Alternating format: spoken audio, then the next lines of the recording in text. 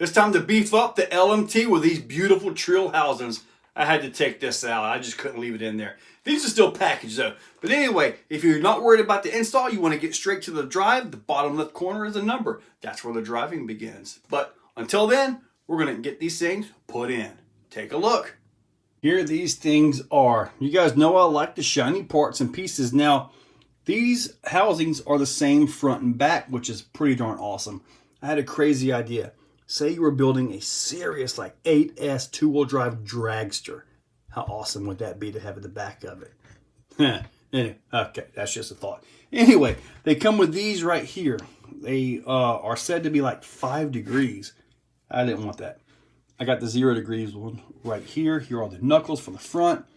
Since I ordered the extra 0 degrees, I got a smorgasbord of bearings and stuff to go through. So anyways, now I'm going to show you guys the things that catch my eye. Things that need attention.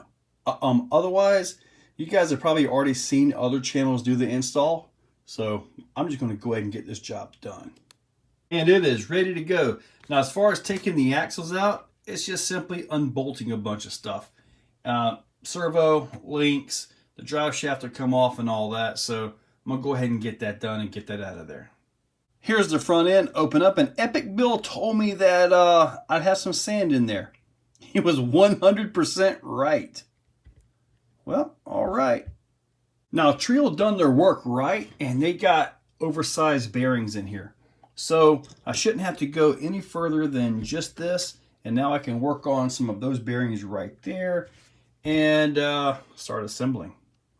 Just so you guys can see, the stock pinion bearing is on the left. The new Treal bearing is on the right. One thing I've seen mentioned and in a couple of videos are the bearings go in kind of tight. They are a metal shielded bearing. If you're going to tap these into place, don't tap the inner race. If you tap the inner race, then that goes right through the balls into the outer race. Will it work? Yes, but you absolutely can risk damage to the balls in the bearing, and then you'll have premature failure. So yeah, don't hurt the balls. After laughing at that line for longer than I should have, you want to do something, and if you're going to tap on it, tap on the outer race. Use something that can get out to there, then just give it a tap. You know, that way you're going right where the resistance is, and that's the best way to tap it in if you have to. Just so you guys know, there is a little tab inside right there. This is what happens if you try to go wrong with it. It doesn't work. It just doesn't fit in there. This is something I want to show you guys with these Treal housings. The stock housing, you can see there's just a tiny bit of caster on there, as in the top of the steering knuckle leans back. And here you've got the same thing, but you have to use the right side on the left of the axle. So if you put the R, the right side, on the right side, then you're going to have a little bit forward caster, and you really don't want that. And now the axles, as you guys can see, they are square to the pinion. So it's not going to help much if you actually put this to the other side. So I'm putting the right on the left and the left on the right. So we'll just have to see how this works out. Just wanted to show that to you guys. This thing is beautiful. And I do believe they're already working on the steering knuckles for these as well. So, oh yeah. Haha. Oh man. You know what's awesome? That raw 500 matches the axle. Ooh, that's beautiful. For the back, I just went ahead and pulled the body off, removing the 2 screws right here, and now we're all set. The back axle is the exact same thing as the front, just, well, no steering yet. The back, just like the front, even though this is the one I actually tore apart and showed you guys the internals on their breakdown video, has got sand all in it. So hopefully that new Treal will seal up a little bit better. There we are, 0 degree hubs and all. Oh yeah. There we go. 0 degree hubs and all are on here. Oh, as you can see, I've got rubber sealed bearings. They are a 5x13x5, and I had some, so I used those instead of the metal shielded. Probably going to change those out as well. This may have only taken a few seconds for you guys, but it took like an hour, maybe an hour and a half for me. Yeah, but you know what? It's going to be worth it. No more worries about the axles, just maybe the suspension links and the servo horn that I'm going to put on here, which will be the V2 Reese horn. But yeah, wow, this thing is ready.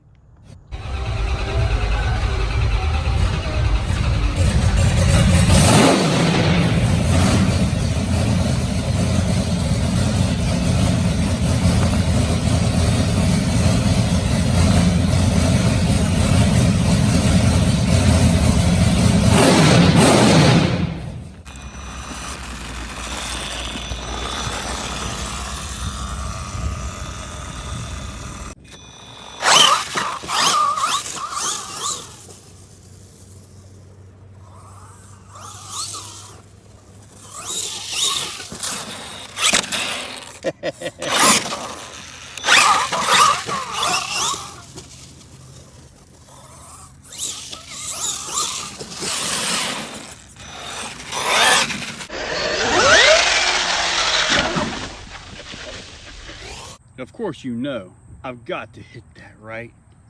Oh yeah.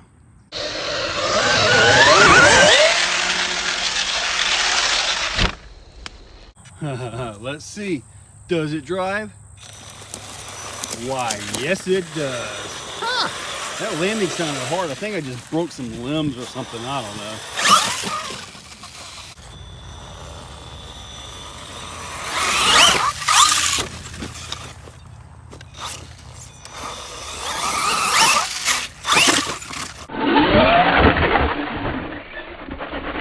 Oh!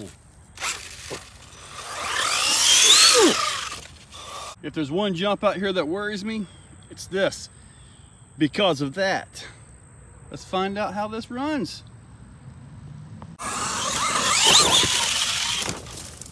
It would run better if I actually hit it.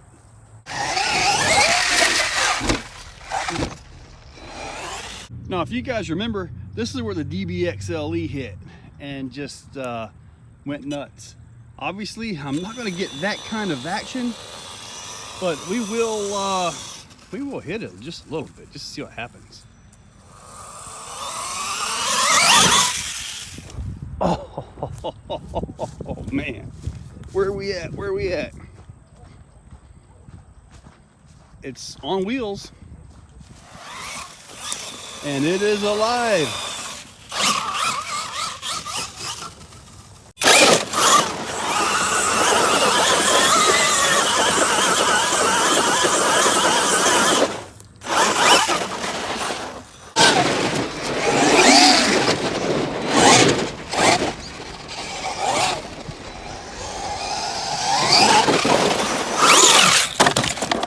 All right.